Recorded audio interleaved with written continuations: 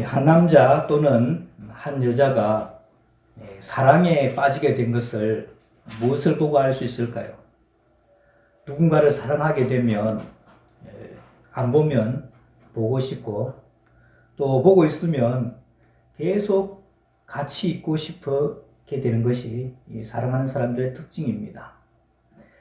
직장 마치고 좋아하는 연인끼리 같이 만났습니다. 저녁도 먹고 또 영화도 보고 데이트도 하면서 이제 시간을 보내고 헤어져야 될 시간이 되었습니다.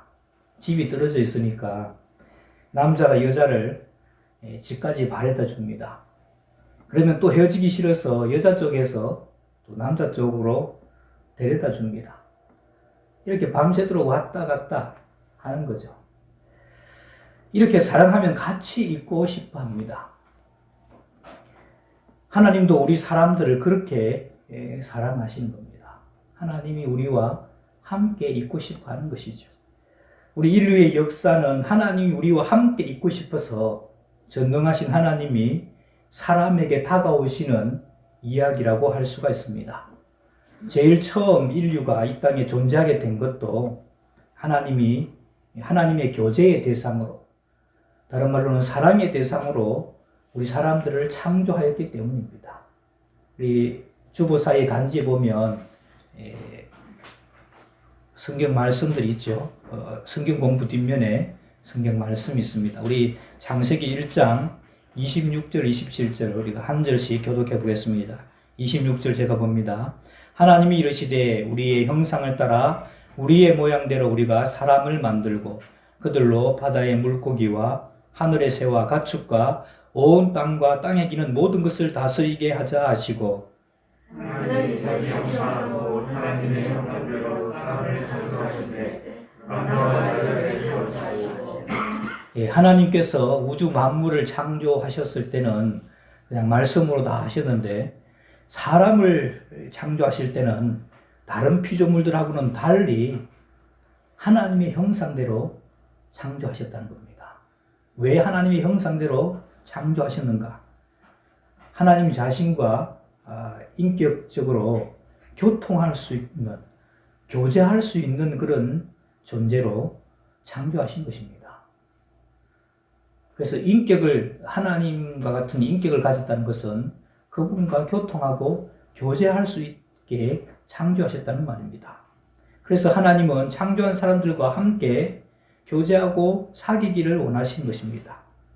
다른 말로 하자면 함께 있고 싶어 했다는 것이고, 오늘 우리가 읽은 본문의 말씀에 의하면 임마누엘 하고 싶어 했다는 겁니다. 임마누엘이라는 이름의 뜻이 하나님이 우리와 함께 계신다라는 뜻이죠. 그 후에 사람들이 타락을 하게 되었는데도 하나님은 타락한 사람들 가운데서도 비교적 거룩한 사람들과 함께 있고 싶어 하시고 그들과 동행하셨습니다. 에녹이라든지 노아라든지 아브라함이라든지 이런 분들이 타락한 이후에 하나님이 함께 하셨던 사람들입니다. 출애굽한 이후에는 하나님께서 이스라엘 백성들을 선택하시고 그 가운데 성막을 세워서 그 가운데 함께 있고 싶어 하셨습니다. 타락한 사람들이 거룩하신 하나님과 같이 있고 싶어 해도 더러워져서 같이 있을 수가 없었습니다. 이것은 마치 기름과 물이 섞일 수 없는 것처럼 같이 있을 수가 없었습니다. 거룩하신 하나님과 죄에 빠진 사람들이 어찌 같이 있을 수 있겠습니까?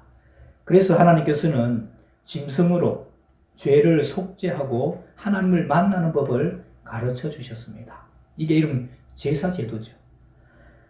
사람들은 하나님께 나아갈 때 제사를 드리면서 죄를 속하고 하나님을 만나게 되었습니다.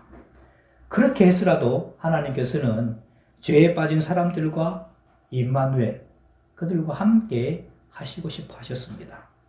그 이후에 사람들이 심하게 타락하고 부패하게 되자 하나님께서는 더 이상 사람들과 함께 있을 수가 없었습니다. 그래서 나시린의 법을 정합니다. 사람들이 조금이라도 거룩한 사람들이 되어서 이 땅에 있을 수 있도록 그렇게 하신 것이죠. 그렇게 해서라도 하나님은 그 사람들과 교제하고 그들과 함께 있기를 원하셨습니다. 그것도 잘 안 되니까 마지막 때는 하나님께서 이제 예수 그리스도를 이 땅에 보내주셔서 그 백성들의 모든 죄를 사하시고 그들을 구원하시길 기뻐하셨습니다. 그래서 그 이름을 예수라고 하셨죠. 오늘 우리가 읽은 말씀 보니까 아들을 낳으려니 이름을 예수라라. 이는 그가 자기 백성을 그들의 죄에서 구원할 자이십니다. 그렇게 말씀합니다. 그래서 누구든지 이제는 예수 그리스도를 통하면 죄인이든지 어떤 사람이든지 하나님과 함께 할 수 있도록 죄를 없이 해주시겠다는 겁니다. 그리고 그 별명을 임마누엘이라고 지었습니다. 오늘 우리가 읽은 말씀에 보면 보라 처녀가 잉태하여 아들을 낳을 것이요 그의 이름은 임마누엘이라 하리라 하셨으니 이를 번역한즉 하나님이 우리와 함께 계시다 합니다. 별명을 예수님의 별명을 임마누엘이라 그렇게 지으라고 하신 겁니다. 하나님은 정말로 사람들과 함께 있고 싶어 하셨습니다. 그래서 그 아들을 이 땅에 보내면서 예수님의 그 본명 외에 다른 별명으로 임마누엘이라고 이름을 지으신 겁니다. 그 예수님의 별명대로 공생의 3년간 사람들과 함께 하셨습니다. 죄에 빠져 있는 사람들, 병든 사람들, 소외당한 사람들. 그래서 예수님의 또 다른 별명이 있다면 죄인과 세리들의 친구다라고 할 만큼 그들과 함께 하셨습니다. 우리 말씀 한 군데 더 읽어볼까요? 마가복음 3장 13절에서 15절 말씀. 한 절씩 교독하시고 15절은 같이 봅니다. 산에 오르사 자기가 원하는 자들을 부르시니 나아온지라. 열두를 세우시니 이를 저희와 함께 있게 하시고 또 그네가 전도하며 귀신을 내쫓는 권능도 가지게 하려 하심이로라. 예수님께서 제자들을 선택한 장면인데요. 12 제자를 세우신 첫 번째 목적은 그들과 함께 있고 싶어서였습니다. 그들과 함께 하시고 자기와 함께 있게 하시고 사역이라든지 일은 그 다음이죠. 전도를 한다든지 귀신을 내쫓는 것 이거는 함께 있고 싶은 것 그 다음에 있는 것입니다. 주님과 함께 있는 것 이것은 일하는 것보다 더 중요한 것이죠. 이것은 저와 여러분에게도 마찬가지라고 생각됩니다. 그리고 십자가에서 죽으시고 부활하신 다음에는 우리 마태복음 28장 말씀도 한 절씩 우리 볼까요? 예수께서 나와 말씀하여 이르시되 하늘과 땅의 모든 권세를 내게 주셨으니 그러므로 너희는 가서 모든 민족을 제자로 삼아 아버지와 아들과 성령의 이름으로 세례를 주고 내가 너희에게 분부한 모든 것을 가르쳐 지키게 하라. 볼지어다 내가 세상 끝날까지 너희와 항상 함께 있으리라 하시니라.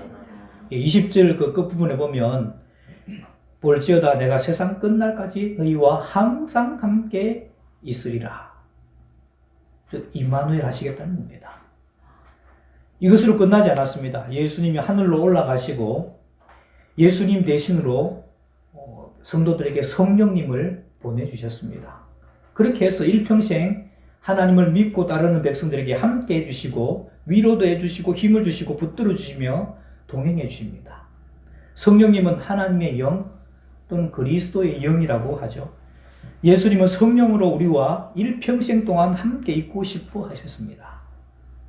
그리고 맨 마지막에는 예수님이 다시 오셔서 우리와 영원토록 함께 있기를 원하십니다. 요한계시록 21장 말씀도 우리 같이 보겠습니다. 요한계시록 21장 3절 제가 봅니다. 내가 들으니 보좌에서 큰 음성이 나서 이르되 보라 하나님의 장막이 사람들과 함께 있음에 하나님이 저희와 함께 계시리니 저희는 하나님의 백성이 되고 하나님은 친히 저희와 함께 계셔서 모든 눈물을 흘리면서 지키시네 다시 사람이 없고 애통하는 것이나 극하는 것이나 아픈 것이 다시 있지 아니하리니 천사들이 다 찬양하시리라. 아멘. 그 파랗게 해놓은 그 부분도 보면 하나님이 저희와 함께 계신다. 이거 여러분 맨 마지막 인류의 역사가 다 끝이 나고 하나님이 우리와 함께 영원토록 계신다는 겁니다.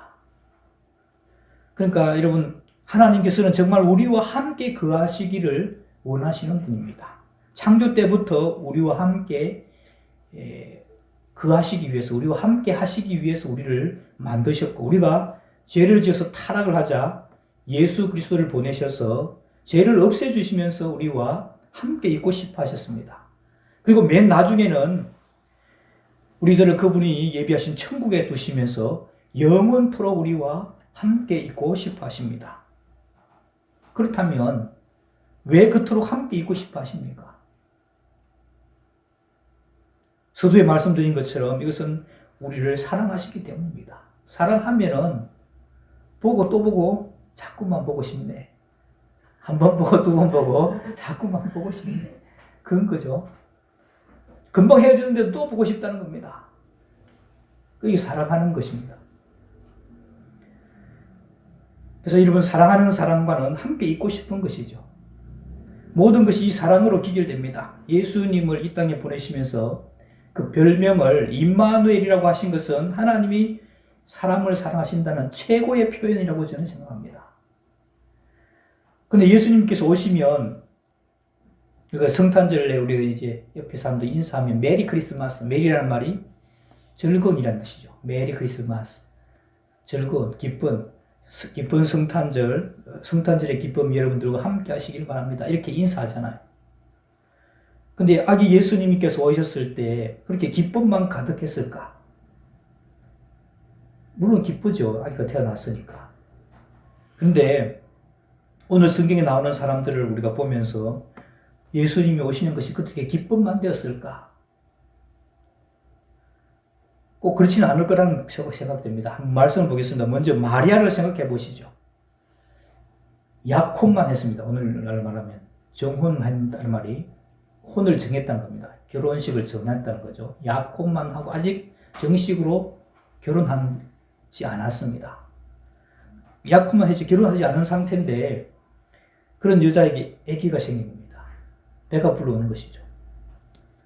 그때 이거 유대인의 율법에 의하면은, 도덕과 윤리에 의하면은 돌에 맞아 죽을 짓인 겁니다. 부정을 저지른 여자라고 생각될 수 있는 것이죠. 그리고 요셉도 한번 보시기 바랍니다. 약혼한 여자가 임신을 했습니다. 그런데 자기 아기가 아닙니다. 다른 사람의 시라는 것이죠. 요셉 정도 되니까 오늘 말씀 보니까 19절 말씀이죠. 요셉은 의로운 사람이라 그렇게 표현을 하면서 가만히 파혼을 드러내지 않고 파혼을 하려고 했던 겁니다. 약혼한 것을 파기해 버리려고 했다는 것이죠. 요셉 정도 되니까 이 정도 됐다는 것이고, 요셉 정도 안 되는 사람들은 그럼 어떻게 되느냐? 파혼한 것이 자기 책임이 아니라 이거 드러내려고 동네방네 소문을 다 내겠죠. 저 여자가 부정을 저질러서 내가 파혼한 거다 이러면서 동네방네 소문을 낸다는 겁니다. 그렇게 해야 자기에게 손해가 없으니까. 근데 요셉은 의로운 사람이어서 아예 그냥 조용히 이걸 묻으려고 했다는 겁니다. 또 옛날에 또 이 마리아를 사랑하고 했으니까 그래서 조용히 끝내려고 했다는 것이죠. 이처럼 아기 예수님이 오시는 것이 두 사람에게 기쁨이고 즐거움만은 아니었다는 사실입니다. 그러나 그들은 이 마리아도 그렇고 요셉도 그렇고 하나님의 최고의 사랑으로 이 땅에 오신 임마누엘로 오신 예수님을 받아들였습니다. 그러니까 사랑으로 오신 예수님이 예수님이죠. 하나님께서 우리를 사랑하셔서 이 땅에 우리를 보내주셨는데 이 사랑으로 오신 것은 사랑으로밖에 응답이 아닙니다. 사랑으로 하는 행동들은 의무라고 생각하지 않죠. 당연히 응당해야 될 것이라고 받아들이는 것입니다. 그래서 개인적으로 부담스럽지만은 요셉도 그렇고 마리아도 그랬죠. 개인적으로 부담스러웠지만은 그것을 받아들인 것입니다. 그런데 오늘 우리가 읽지는 않았지만은 2장에 가면은 이 사랑으로 또 임마누엘로 오신 아기 예수님에 대해서 응답하는 세 부류의 사람들을 우리가 볼 수가 있습니다. 오늘 이 말씀들을 보고 이제 말씀을 마쳐가는데, 먼저 여러분 헤롯 왕이라는 사람이 나오죠. 헤롯 왕. 여러분 뭐 이야기는 다 잘 아니까 그냥 읽지 않고 우리가 말씀만 나누는 겁니다. 헤롯 왕은 로마 나라를 등에 업고 처세술, 정치 줄타기를 하면서 요즘 말로 하면 로비를 너무나도 잘합니다. 로비를 정말 잘해서 이 에서의 후손인 이 에돔 족속이면서 이스라엘 나라의 왕이 된 겁니다. 여러분 이스라엘 나라는 다윗 자손이 왕이 되어야 되는데 에돔 족속이면서 왕이 된 겁니다. 그만큼 이런 정치 줄타기를 잘하고 로마 황제까지도 주물러 폈다 주물렀다 할 정도로 그만큼 정치 감각이 뛰어났던 사람입니다. 그래서 뇌물을 이렇게 많이 써가지고 유대 나라 전체를 다스리는 왕이 된 겁니다.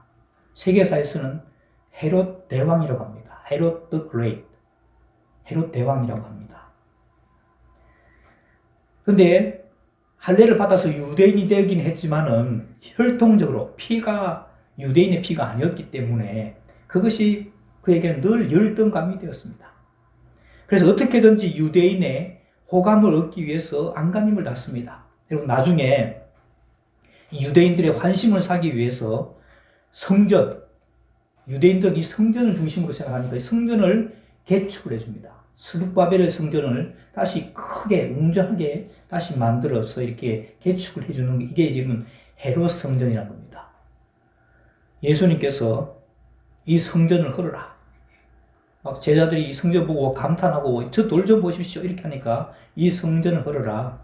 내가 사흘 만에 다시 짓겠다. 그렇게 했던 그 성전, 이게 여러분 헤롯이 개축한 성전입니다.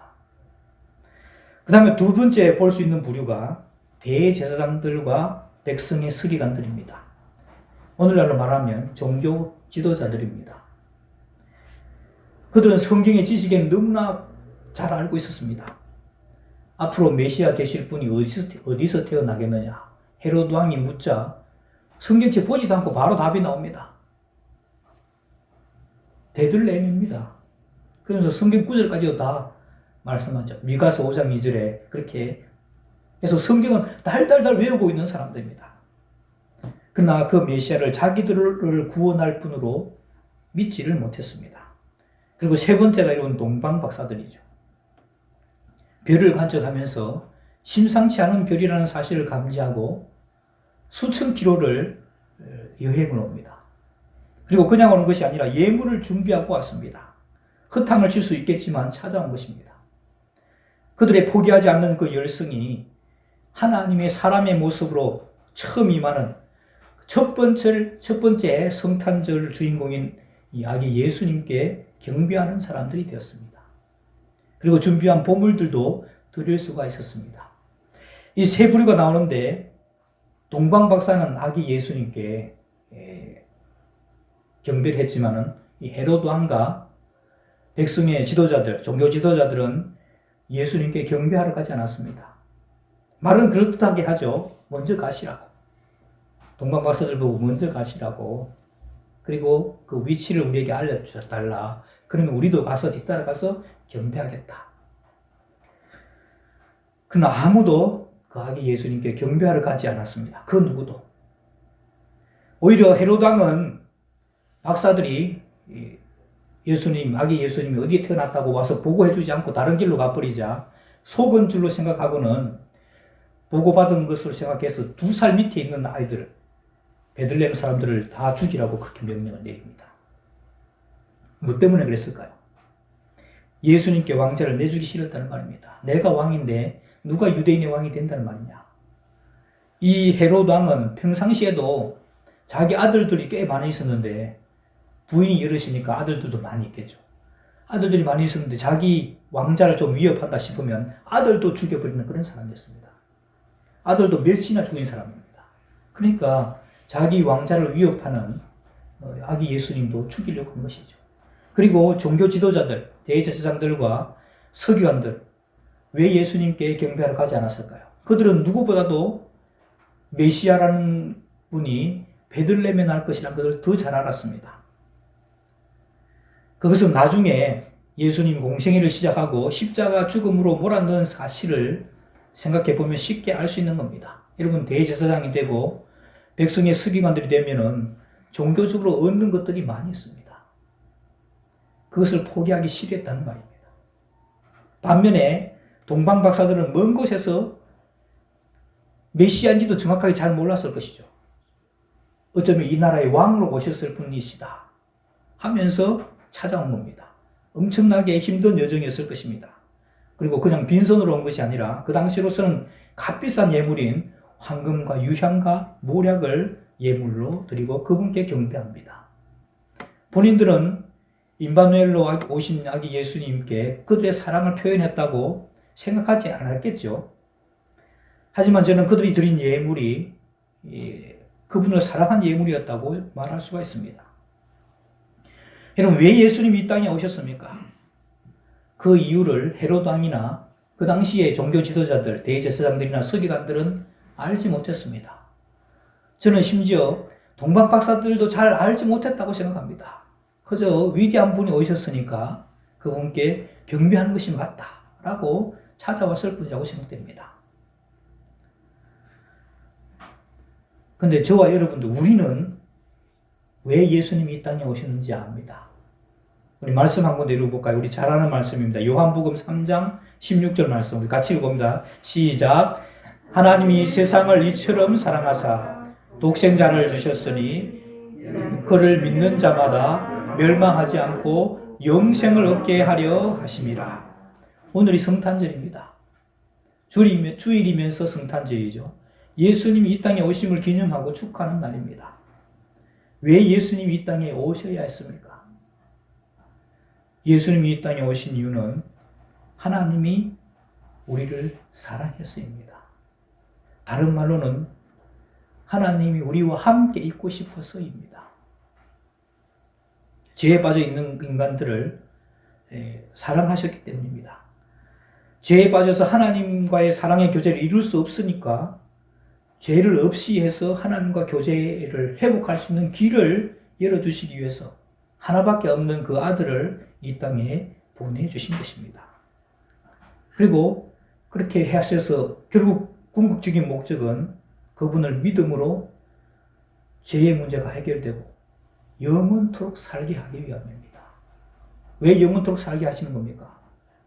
그분과 영원토록 함께 있도록 하시기 위한 것이죠. 결국은 사랑입니다. 예수님이 이 땅에 오신 것은 하나님이 우리를 사랑해서입니다. 하나님의 사랑이죠. 하나님의 사랑으로 임마누엘의 주님께서 이 땅에 오셨습니다.